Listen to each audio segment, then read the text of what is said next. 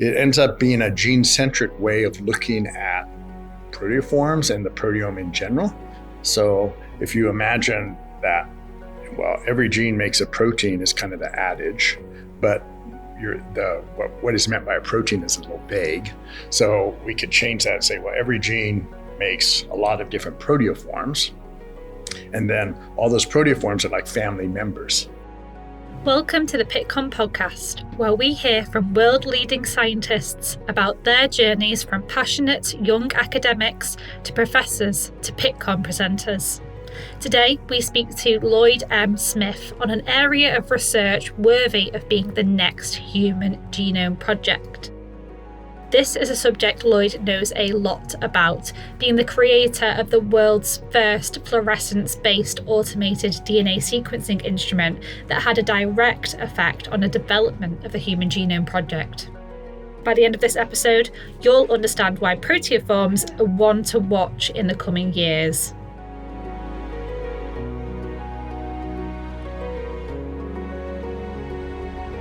Lloyd, thank you for joining us here on the Pittcon podcast. And I've got to say congratulations for winning the Ralph N. Adams Award. Before we get started with the podcast, just can you tell me how you felt when you got awarded the award and your reaction?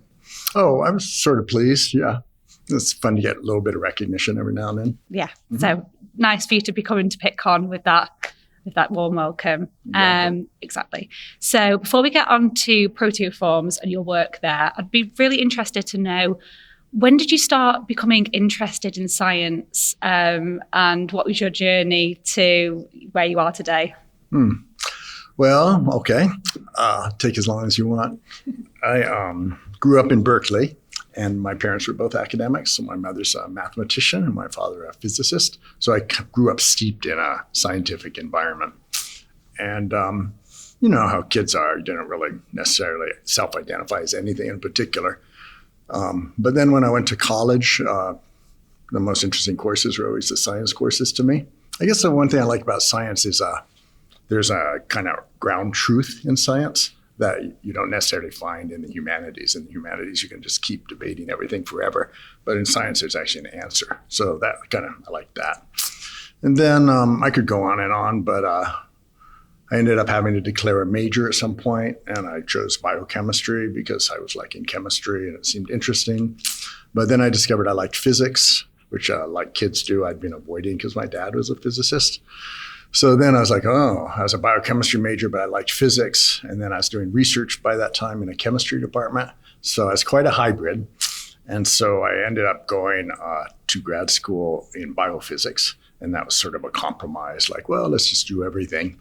And that was fun. Really enjoyed grad school, learned a huge amount at Stanford. Biophysics program, but I was in the chemistry department again. And then when it came time to be a postdoc, that's a whole long story also, but I ended up at Caltech. And I thought then I was going to work on cell biology type problems because I'd been exposed to them. I thought they were interesting, but that just didn't end up happening. But instead, I took this shunt into developing the automated DNA sequencer. And that was really interesting because it drew on skills I'd acquired as an undergrad in synthetic chemistry, skills I'd acquired as a grad student in fluorescence and optics and lasers and electronics. And all of that, everything was necessary to pull the project off. So that eventually worked. That was my ticket to an academic job. And I was on the job market for 2 years. So the first year basically came up empty. I didn't know quite what I was, and nobody else did either. And I wasn't sure if I was a biochemist or not, because I worked on DNA. I thought I must be a biochemist. But biochemistry departments didn't offer me jobs. They offered me interviews, but not jobs.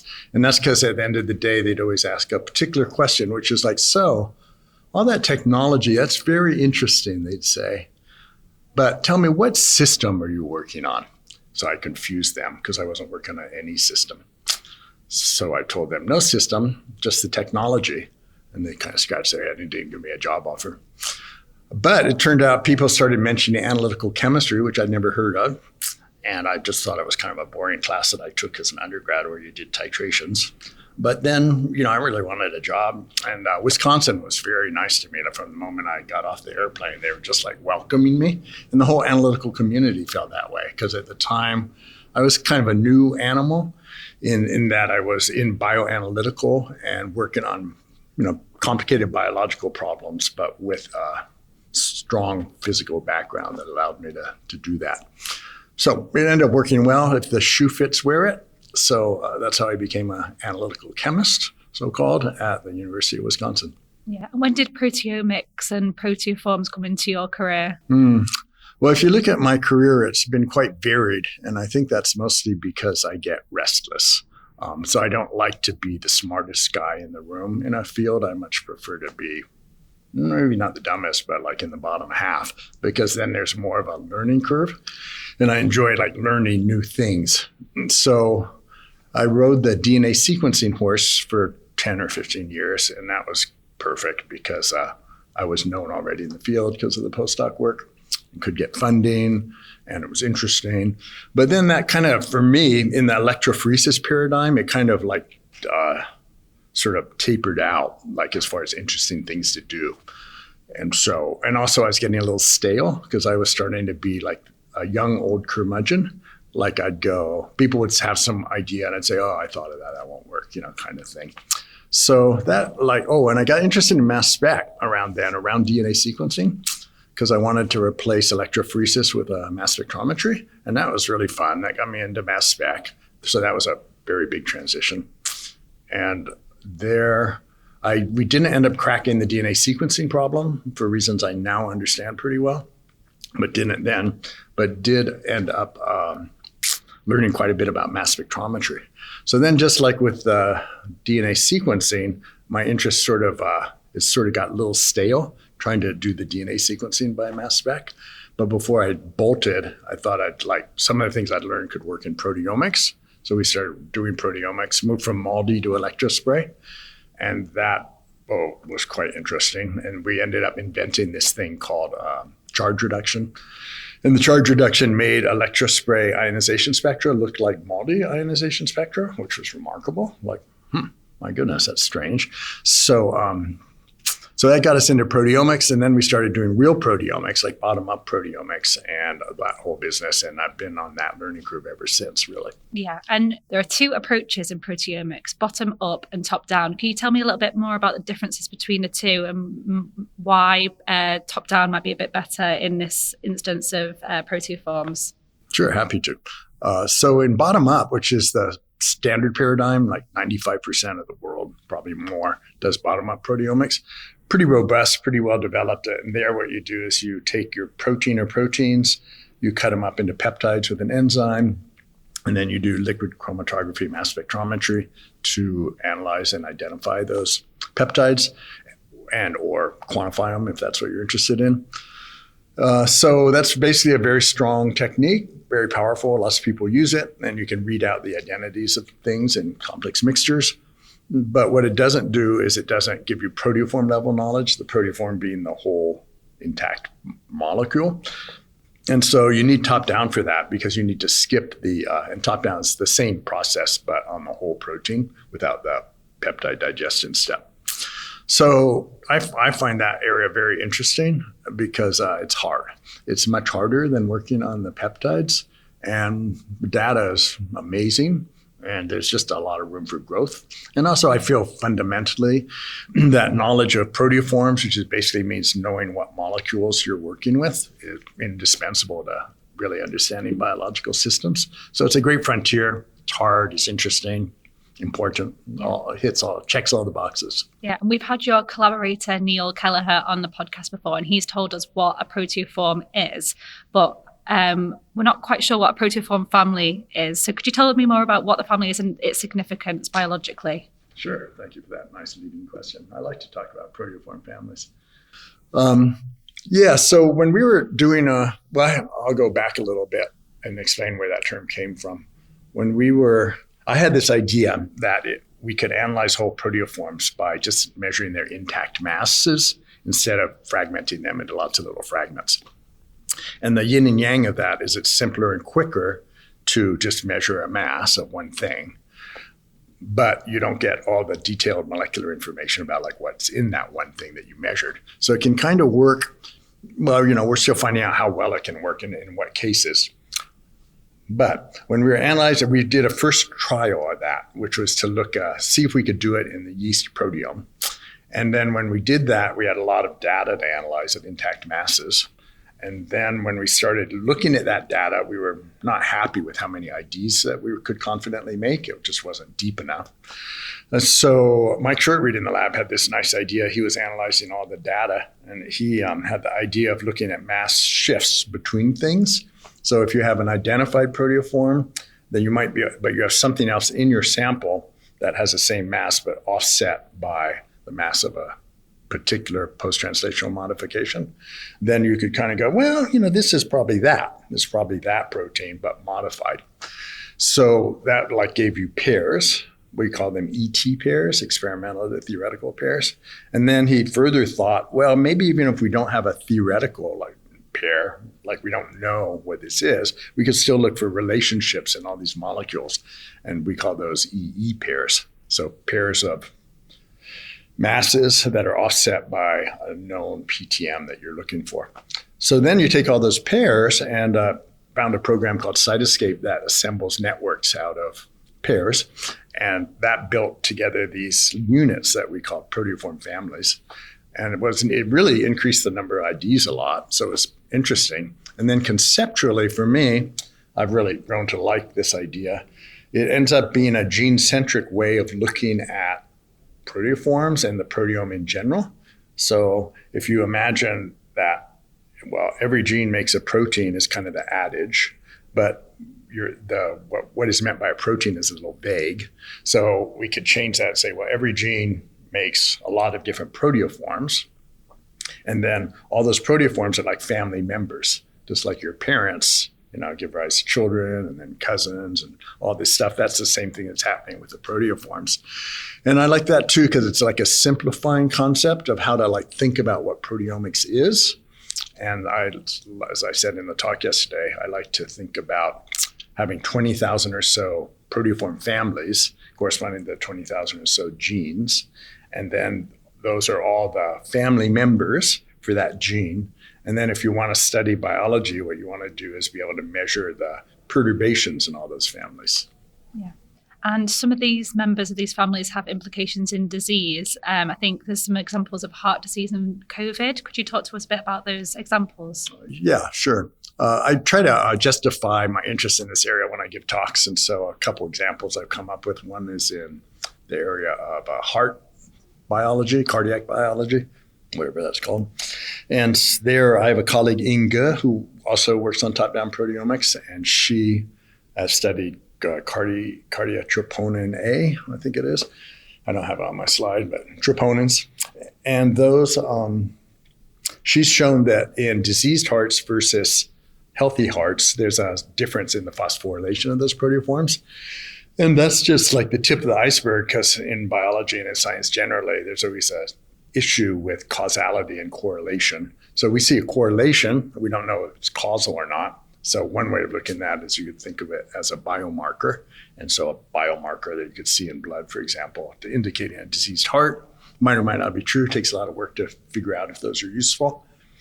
But the other aspect of it is if it is causative, then you can try to find out what's causing it, and then you can intervene perhaps with drugs, small molecule drugs. So that's the cardiatroponin story. And then during COVID, I, like everybody else, was sitting home in the apartment, looking for interesting things to do. And it turned out there's a great proteoform example with COVID having to do with a enzyme that's involved in an innate immune response to fight viral infections. And there's a couple different forms, depending on your genetic variations. One of the forms is shorter than the other. The shorter one is lacking a membrane spanning domain. So the long one locks into the membrane and there it can execute its function, but the short one doesn't. So basically people who have the short one are lacking an innate immune response mechanism, and that leads to more severe COVID. Yeah. So it's interesting because if you're in genetics, then you say, oh, that's a genetic variation. and you're like, whatever with your proteoforms, don't care. If you're in bottom-up proteomics, then you say, oh, that's a PTM, it's a truncation on one site, we'll call that a PTM. If you're in a proteoform space, then you go, no, it's a proteoform difference. So it's interesting because all these different levels are all interconnected and all manifestations of the same thing. And depending what hat you're wearing, then you focus on different parts of it. Yeah, and these disease implications show that it'd be really useful to map all of the different proteomes and proteome families. And I know that's something you're trying to do with the proposal of the Human Proteome Project. Can you tell me more about the proposal and what that looks like? Yeah, happy to. So I grew up on the Human Genome Project because the instrument I developed as a postdoc was the instrument that got used for all of that. And then, so I was very involved in the Human Genome Project. It's where all my funding came from. I was on committees and all that kind of thing. And it was really a very well executed project. It seemed pretty well executed even at the time. And then it's interesting how well it's matured over time. Like a lot of people look back and go, yeah, that was really well done. It was actually really well done. And one of the things that was very important about it, in my view, it had a number, I think of it as a stool with different legs. One leg was technology development. And that was important because the prototype that I made was like, you couldn't really do much of anything with it. The commercialized version of it was much better. But that got better and better and better due to innovations, not only at the company that was commercializing it, but also in the whole community. And a lot of those innovations were funded explicitly as technology development initiatives by the NHGRI, which had a different name at that time, National Human Genome Research Institute. So that was a technology piece. And then along with that was using the technology to develop the first human genome sequence. And so that was the kind of execution piece. And there's a good interplay between execution at scale and technology development because it's a test bed for things. Things have to be very good to make the transition into scaling up and actual production work. So those are two legs of the stool. I really want a third. I don't remember what the third is. It could be a two-legged stool, it's fine. Kind of tippy. So basically, that's a model, and the model is that model is something we'd like to apply to the proteoform space, and so we would like to get the government as excited about this as with difficulty. It became excited enough to put money on the table and do the Human Genome Project, and we feel like the same sort of technology drive is needed. And we'd like to see both incremental advances, as they did in the Genome Project, to improve mass spec approaches, which are sort of the only game in town right now for proteoform analysis, but also to spur and encourage off the wall kind of ideas. For instance, nanopore sequencing. Back in the day, I was on one of the panels that reviewed one of the very first. I remember it. They were nanopore sequencing, DNA sequencing technologies. And at the time, we all thought, this is really wacky. I mean, that sounds crazy hard. But, we're looking for innovative ideas. And it took 20 years to turn that from a flaky idea to a robust technology. But now it's a very robust technology and really makes a difference. So in the same way, if you open the door to people, there's lots of creative scientists in the world, lots of smart people with ideas we may never have thought of. So if you just open the door and fund seed projects and fund a lot of them and expect most of them to fail, it's a great strategy for developing innovative, important new technologies. Yeah. And what work are you doing within your lab to work towards the development of these new technologies? Well, we're actually most of what we're doing to actually improve proteoform analysis is on the data analysis side. Because if you think about, we're in the mass spectrometry box, for better or for worse. I think nanopores are very interesting, but I'm kind of late to the game and there's lots of people working on it. So don't feel I have much to contribute. But in the mass spec box, and I haven't thought of another proteoform level idea that's innovative. So in the mass spec box, which is quite fun, there's before the mass spectrometer, and after the mass spectrometer. Before the mass spectrometer, it's fine, and there's lots of improvements to do there. They're kind of incremental. I don't know that we're doing too much there. The mass spectrometers themselves are very complicated devices these days, and there's hundreds of very smart German engineers working on them 24/7. So we don't really think we can build a better one. Might be wrong, but haven't really tried. And but after the data that comes out, as I showed in my talk yesterday, is unbelievably complex, and there's an unbelievable amount of important information still buried in the data we can generate. And so that's where about a third or half of my group is working to extract more information out of this very complex data. And it's an interesting time to be doing that because the way AI is taking off. You know, in a way, the first DNA sequencer and the Human Genome Project was driven by just computing in general. Computing in biology was not nearly as big a thing like in the 80s as it like is now. And this in a way is a second generation of development driven now by this, possibly by this new uptick in the AI approaches, which is so unbelievably powerful. I mean, even though they're crazy good, I think we have only scratched the surface on those as well. So it's a nice time to be working on all that. Yeah, definitely. And you mentioned the government, trying to get their attention for funding. What role does the private sector have in this field? The private sector is kind of interesting because they, I think, have correctly perceived that there's a large market, a large established market in bottom-up proteomics. And they think they might be able to take that market with new technologies. And everybody in that space is riffing off of next generation sequencing. Because the same, we didn't cover it in this talk yet, but the same transition in DNA sequencing, the electrophoresis-based model was enough for the first human genome. But the thing that has made sequencing take off in such a astounding way since then is what people call it next generation sequencing. And it's basically a combination of array technologies and fluorescence-based sequencing, usually by synthesis rather than by, I guess they're both synthesis. Array-based technologies plus fluorescence detection, doing everything like on 1 million pixels at once, and then being able to image them with a camera. So it turned out to be very powerful. And so that's the current paradigm for sequencing that has been driving the cost down. So everyone sees that and they go, oh, why don't we try that with proteins? It's not like a crazy idea. And people are trying it. I mentioned a paper of Ed Marcottes in my talk. He was the first one that I saw doing that kind of thing. There might have been others before him. And then there's several companies that have jumped into the fray with similar sort of ideas of having like arrays. My problem with that is I'm not that interested in it personally. I'm a little interested because of the synergies with a Proteoform Atlas kind of concept. But I don't like that they don't read out proteoforms. At least I haven't seen a version of them that reads out proteoforms. And I think proteoforms matter, are important, is what I'm interested in. Yeah. And what does the next 10 years look like for proteoforms? Yeah, that's a good question. I don't really know. I have a quote right on my computer. I keep it there all the time to keep me humble. It's from Yogi Berra. This he gets attributed. And it says, "The future can be hard to predict, particularly when it hasn't happened yet." Mm-hmm. So that's what I always say when people ask me about the future. Yeah. Nonetheless, I'll give it a whirl. I think mass spec has a lot of headroom. So I think we can probably dectuple what we're able to do with top-down mass spectrometry. So a factor of 10 is a lot.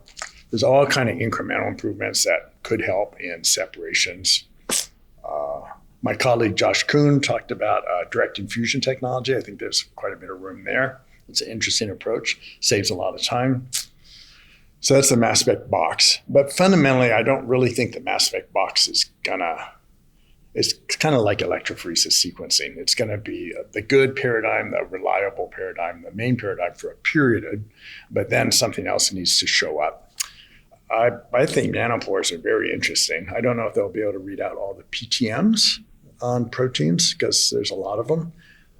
But I think they're going to be able to make a good dent, and a combination of, I'm imagining now, if we really did sort of like the Genome Project did, and which is to like say acquire the first human genome sequence and then have that be a base of information that you can use to do other things. I think of it as going from discovery to scoring.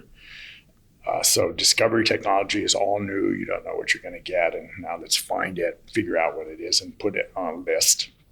And scoring is like, well, we have a list of all these things. Let's figure out the simplest and most efficient way of identifying what those things are. So it's an important transition. I think it can happen in the proteoform space as well. And you could see the mass spec technologies with a bunch of effort and a lot of improvements building up a base of proteoform knowledge. Think of it as an atlas. So we all struggle with what words to call these things. And then once you have that, then that can be used to inform all sorts of synergistic technologies, including nanopores and including these array technologies. So that's kind of what I see. I see proteoforms as like the foundation of the enterprise, but then there could be a lot of other things that get built on top of that foundation. Yeah. And what's next for you? For me? I don't know. I've got 4 areas that I like working on right now. I'm really interested in this proteoform space. I'm interested in dehydroamino acids, which we have discovered in Alzheimer's disease, and I want to follow up on that.